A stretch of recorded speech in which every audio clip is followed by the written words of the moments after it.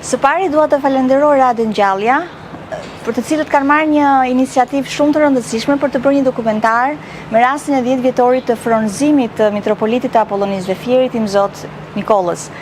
Është një çast dhe moment shumë i rëndësishëm, falënderimi dhe mirënjohje.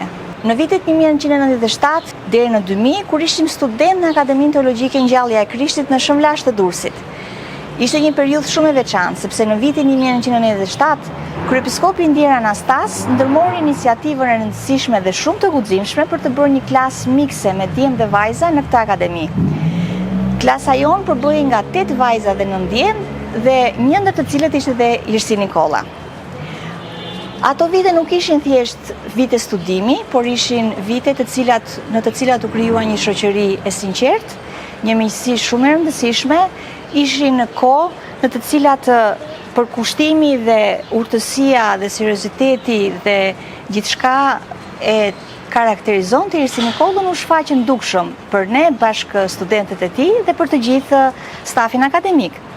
Një student shumë sistematik, përpiqej gjithmonë të zbatonte në praktik dijet që merrte në shkollë. Ishte shumë bashkëpunues dhe shumë i gatshëm të ndihmonte të gjithë ato që kishin nevojë dhe mund të them me plot bindje që ishte i vetmi që me durimin e tij mund të ndihmonte shokët dhe shoqjet e klasës në mësimet si dogmatika, patrologjia, dhjata e re, liturgjika, në të cilët tek ishim përshësit tona të para dhe të pamësuara më parë. Gjatë periudhës së studimeve, patë mundësinë të ishim pjesë e shumë aktiviteteve që kisha ndërmori në fusha të ndryshme. Vlen të kujtoj këtu katekizmin me fëmijët në fshatin e Shëmlashit, vizita në jetimorën e Durrësit, takimet me grupe të ndryshme në qytetin e Durrësit, qoftë me të rinjt, qoftë edhe me fëmijët. Në të gjitha këto, Lirsi Nikolla dallohej për mënyrën e komunikimit. Ishte gjithmonë i dashur, i buzëqeshur, i afërt me të gjithë dhe veçanërisht me fëmijët dhe të rinjt. Pas përfundimit të Akademisë Teologjike, ai u vesh murg, u bë djak dhe në vitin 2002 u bë klerik.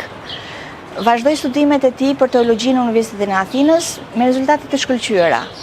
Gjatë kohës së pushimeve në shkollë ai kthehej në Tiranë dhe ndihmonte në zyrën e kryepiskopit Anastas dhe këtu bashkëpunimi ynë vazhdoi edhe pas bankave të shkollës në Akademinë Teologjike.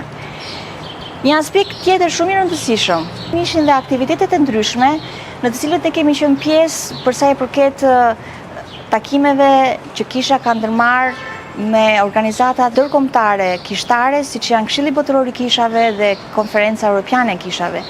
Kemi pasur mundësinë të organizojmë me sukses në vendin ton takime të rëndësishme të Këshillit Botëror të Kishave dhe të Konferencës së Kishave Europiane.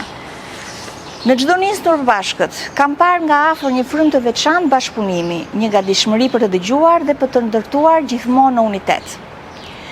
Në qershor të vitit 2016 morëm pjesë në Sinodin e Madh të Kretës si pjesë e delegacionit zyrtar të Kishës Ortodokse Autoqefalet të Shqipërisë.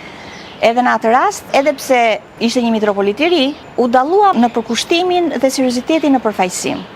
Gjithmonë i gatshëm të mësonte dhe të mbante shënim pika dhe diskutime të rëndësishme që më pas të diskutonim edhe të sqaroheshim për gjatë takimeve. Kujtoj në ditën e rirotunisjes së tij si episkop i Apollonisë, kryepiskopi Anastas ka vënë në pa 3 pika shumë thelbësore për sa i përket jetës edhe punës së një episkopi. Ai theksoi që të kishte gjithmonë në mendje dhe në zemër vetëm Krishtin, të ishte gjithmonë nxënës i tij, të kishte gjithmonë dëshirën për të mësuar vazhdimisht dhe asnjëherë mos ndalon së qenuri nxënës. Besoj që këto fjalë kanë qenë shumë domethënëse për atë dhe sipas meje janë reflektuar shumë në shërbesën e Lirsi Nikollës. Në gjithë këto vite që e njoh Lirsi Nikollën, do të thoja se ajo që e karakterizon më shumë është natyra e tij e qetë dhe pozitive.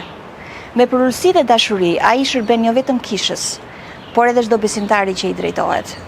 Si bari shpirtëror është shembull i një shërbese të vërtetë, të mbështetur në dashuri, durim, urtësi dhe mirënjohje. Me rastin e 10 vjetorit të frionëzimit të tij si mitropolit i Apollonisë dhe Fierit, unë do doja t'i uroja Lirsi Nikollës të ketë vite të shumta dhe të bekuara. Frytet e Shpirtit të Shenjtë të shoqërojnë gjithë jetën e tij dhe të ketë të njëjtin përkushtim dhe dashuri në drejtimin e grigjes që Zoti i ka besuar. për shumë vjetë gëzuar.